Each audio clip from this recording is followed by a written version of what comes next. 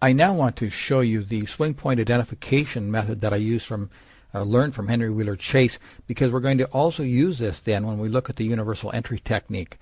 You cannot do the universal entry technique unless, of course, you understand swing point identification. So let's talk about that. We can identify virtually all short-term, that's right, all short-term highs and lows in the marketplace. How we do it is by finding a day that has a high that has lower highs on both sides, means that is a short-term high in the marketplace. It's really as simple as that, but we have a problem. Notice that this day has inside days following it. So first rule you'll read in the manuals, we're not going to look at inside days. We really don't know what happens after this day until we start to take out this day's low. We don't know for sure this is a ringed high, or we may not know for sure. The ideal ringed low is a day that has higher lows on both sides of it, and the market continues up. This is an inside day, so we don't know that this is a ringed low or a swing point in the market until we get above this day's high, or ideally this day's high. This is a real easy one to identify. On this high, we have lower highs on both sides. We know that's a ringed high.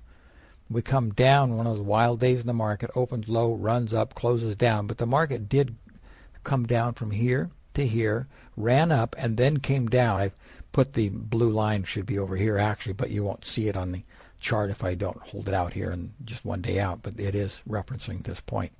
So the market will swing, and these swing points coming along. And remember, if we have an inside day, as we did here and here, inside this day's range, we really don't know if this is a short-term ringed low until we get above this day's high. Once we do, we know that is a ringed low in the marketplace.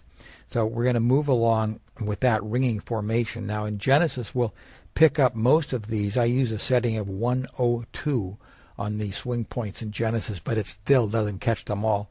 I prefer to do it by hand. But you get an idea. As we're going down in the market, we continue to make lower highs, and that can set up a buying opportunity for us. Let's look at some more of these swing points. Now, as we continue coming down, establishing our swing points, an interesting thing happens down here. Notice we put in a low, but we now have a low that's higher than this low. First time that we've seen it in this entire down move. That means this low is an intermediate term low. We know that because we have higher lows on both sides of it, so we know we have an intermediate term low in the market. It doesn't tell us where the market's going to go or how big the move is. It just says there's an important structural reference point in the marketplace. Now it trend changes by getting above this high. Once it does that, we know that we've gone from lower highs to higher lows in the marketplace, and the trend of the market is now to the upside. It may reverse the very next day, but we know in terms of our trend analysis of swing points, we've gone from a downtrend to an uptrend, and we know that once we get above this day's high. The market continues making higher highs in the marketplace. Notice we have a ringed low here because we have higher ringed lows on both sides. We can continue looking for the next day, and we get inside days in here, so it's unresolved. We don't yet know where the next swing point is in the marketplace, simply because we don't have a breakout of these short-term low-range bars or inside bars in the marketplace. We have to wait until those bars are taken into consideration.